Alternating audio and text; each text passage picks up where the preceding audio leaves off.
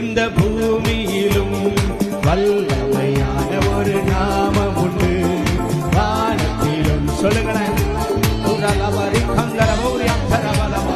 நாமம் உண்டு, மனுஷருக்குள்ளே வல்லமையா வேறொரு நாமமில்லை, மனுஷருக்குள்ளே வல்லமையா வேறொரு நாமமில்லை.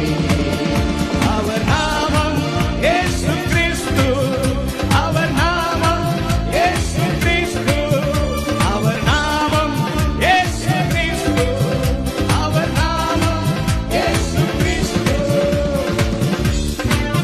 அவர் நாமத்தில் மன்னிப்பு உண்டு, அவர் நாமத்தில் ரட்சிப்பு உண்டு. நாம் ரட்சிக்கப்படுவதற்கென்று வேறு நாமம் நமக்கில்லையே.